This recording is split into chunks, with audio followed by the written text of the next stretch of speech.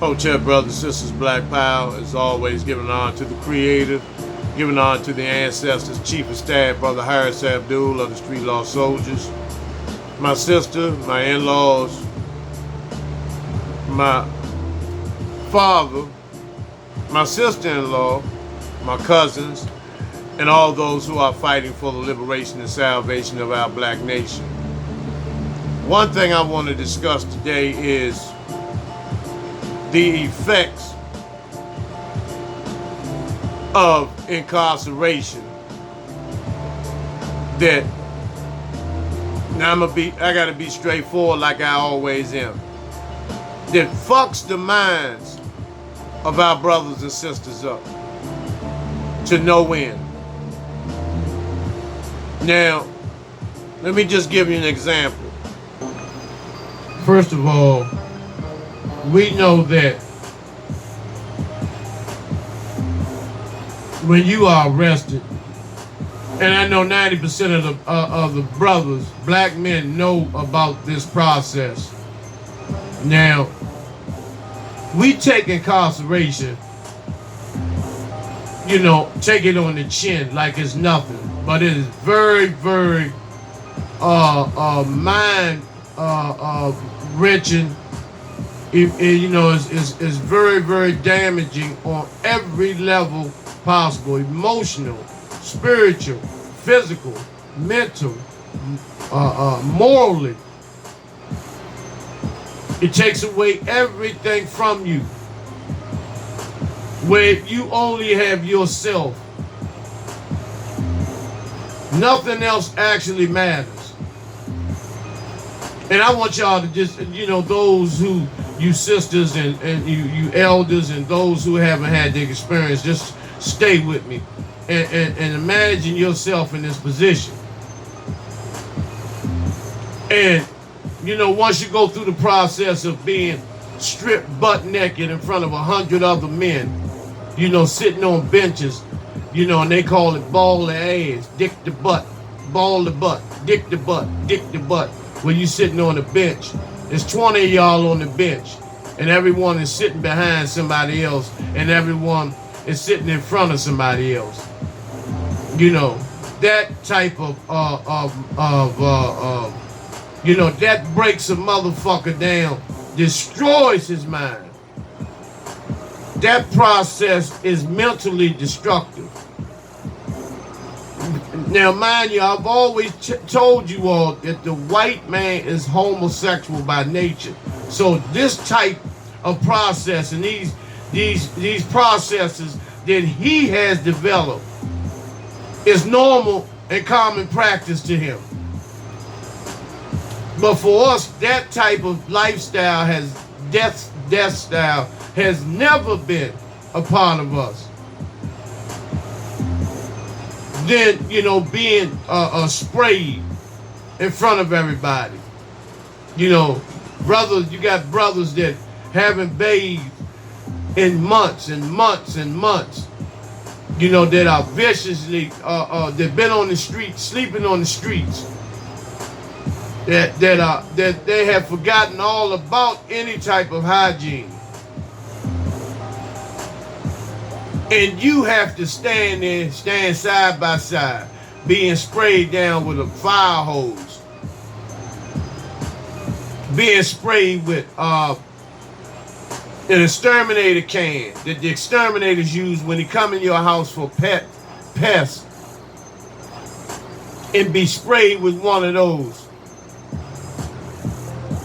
calling themselves preventing as a crab and lice repellent. Knowing you in the room or in the area naked with other men, that if they do have crabs, that once they start spraying those fucking crabs and lice and maggots and shit can pop and jump all over you. Hey, Cabana Boy.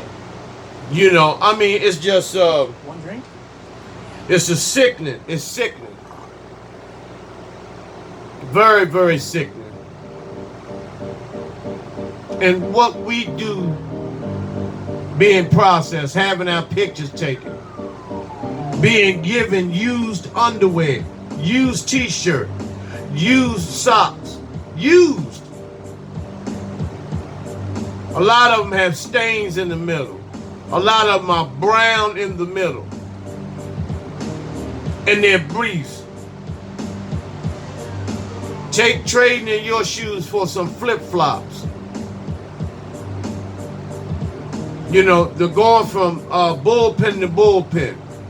In other words, if you're arrested at 9 in the morning or 10 in the morning, you may not be finished with this process until 3 o'clock, 3 a.m. the following morning. Ice cold. Some of these jails and prisons in the intake area, it is ice cold. But when you go up on the units, you know, it's well over 110 in the summertime. In DC it is. It goes up to 116 degrees Fahrenheit, where you have to literally take your sheet off the bed, dump it into the toilet, soak it in the toilet, and then wring it out. And let the cold water from the toilet cool you off, and put that wet sheet back on your plastic mattress. And then within an hour or so, that sheet is completely dry, because that's how hot it is in those cells. Getting shots, drawing blood. If you refuse to take a TB shot, you automatically go in the motherfucking hole for 72 hours or for a whole week. Laying on the floor with no mattress, just a hole in the floor where you shit into the hole, and they flush that hole every 3 days. Very, very inhumane. That's why don't come to me, you niggas that, you politicians, you black nigga politicians that are down there fighting, you know, for this, talking about these illegal immigrants are going, you know, the conditions that they are subjected to. It is nothing compared to what the fuck we be going through and have been going through for decades in this motherfucking country. And what I'm explaining to you, this shit happens every goddamn day, 24 hours a motherfucking day. And I showed y'all in the last video how clean those detention and holding facilities are for these illegal motherfuckers. So I don't want to hear that bullshit. You know, and then you go through that process. Eating breakfast. You know, sometime in the hours between 3:30 in the morning and 5. They prepare the food at 2 o'clock. So if it's oatmeal, by the time you get the oatmeal, you can stick your spoon in it and lift the entire portion of oatmeal up, and it will not fall. It's like Jell-O. Cold. Powdered goddamn eggs. Warm goddamn 1% low-fat milk. Not even cold. And a fucking apple, a hard goddamn apple, brick hard motherfucking apple. Movies with video descriptions. Massive dinosaur foot slides down into the water. And then you have motherfuckers that are so hungry, they literally stand by the trash can while you're raking your motherfucking tray. They're standing by the trash can, taking the leftovers of what you didn't eat. We believe that disability is, you know, pieces, the ends of the bread, the corners of the bread, the leftover oatmeal. Products more inclusive. You help everyone get closer. An apple that's been bit on, shit like that.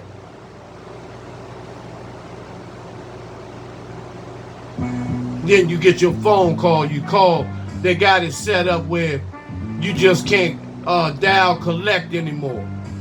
It has to be a fucking, you have to have an account set up where they're billing, you know, taking the shit out of your phone bill at home. And so, you know, that's why motherfuckers smuggle in goddamn cell phones.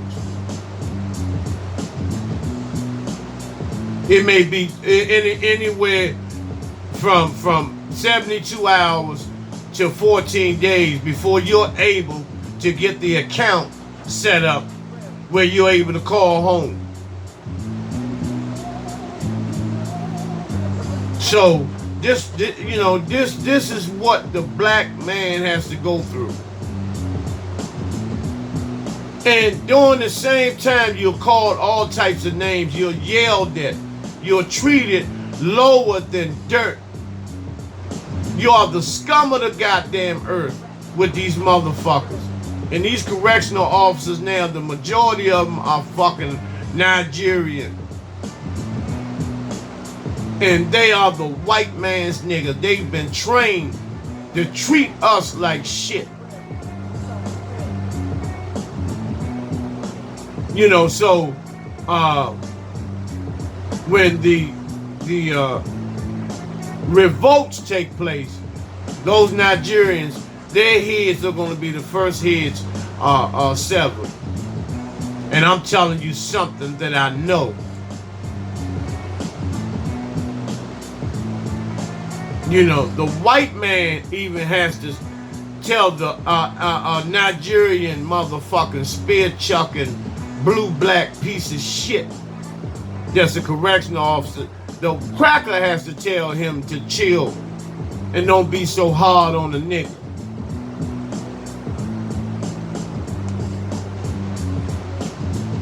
And then they come out here, you know, in order to survive, they play like, you know, everything is okay. But see, on the West Coast, they be busting their motherfucking heads. But see, by us not having unity, they able to do the fuck they want. Now, if we had that type of unity, when that motherfucker got off work, somebody would be there in front of his house to open his motherfucking head up. Open the top of his head up. Just as a warning. So, you know, that's one of the downfalls of the lack of unity. But nevertheless, you're put in a cell. Sometimes, if you're fortunate, it's just two of y'all in a two-man cell. But a lot of times it's 3 and 4.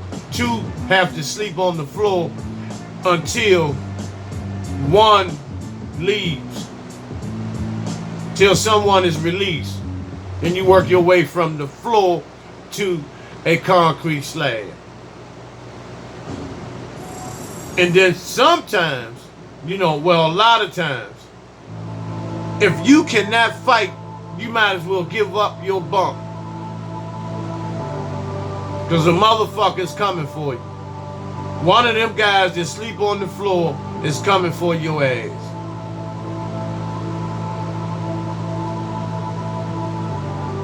And so, you know, you go through all that bullshit. You know, and for those who are going through opiate withdrawals, most of these jails and holding facilities do not give you anything to subside that illness. Nothing. They give you an aspirin or Motrin, and you have to put in a request slip to get a goddamn aspirin. And they charge you $4 for a aspirin. An over-the-counter motherfucking aspirin. $4 goddamn dollars. And so,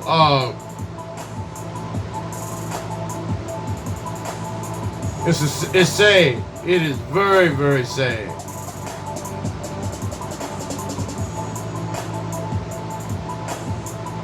And so, what do we do about that? And then you stay in there for months and months. You go to your bail hearing the following morning. They wake you up at 2 o'clock.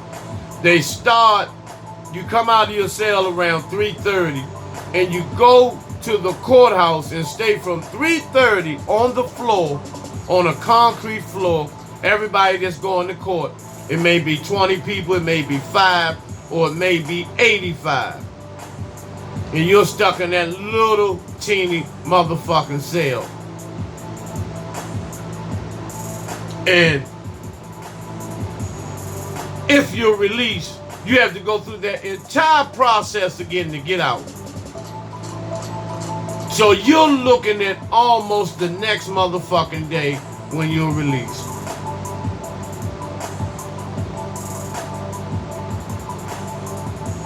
And so when you are in, and that's just jail, when you come back and go to court,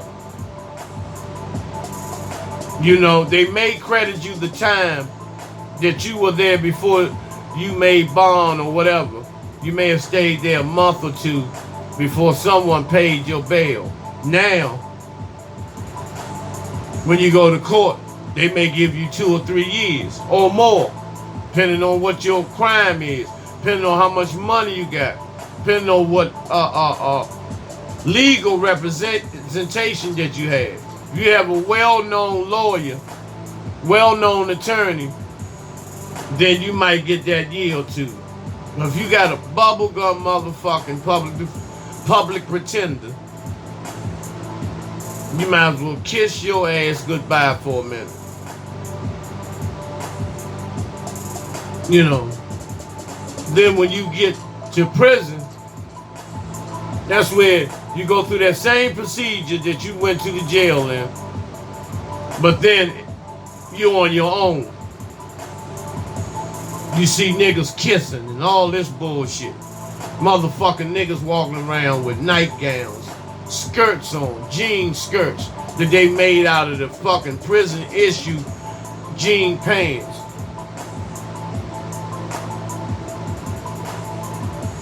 You know, people getting stabbed, people being raped in the shower. You know, and I was one that was never down for that.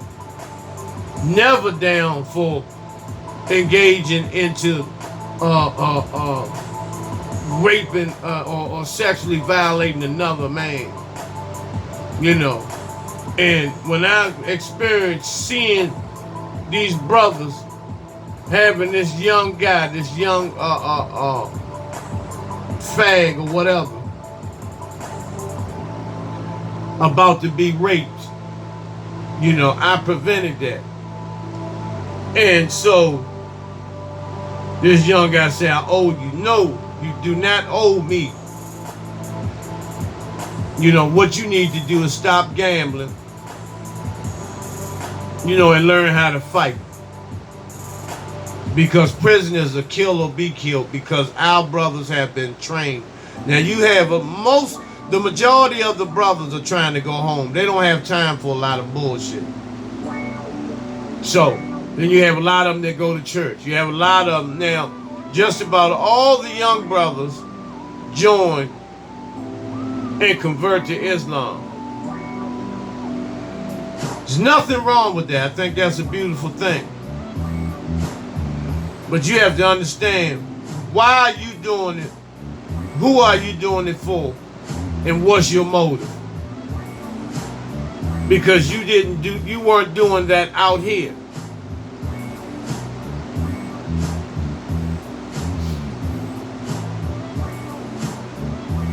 So, yeah, brothers and sisters, you know, those are the type of things that go on. And that's why I'm down for prison reform. Now, you know, the brothers that are coming home, once they have to experience all of that emotional, spiritual, mental trauma and dysfunctional thinking, you know, once you're relieved, you have to detox yourself from that mindset. And so, you know, I have zero tolerance with a lot of bullshit. I admit that. You know, so it takes a lot for me to have to hold on and not act out on situations.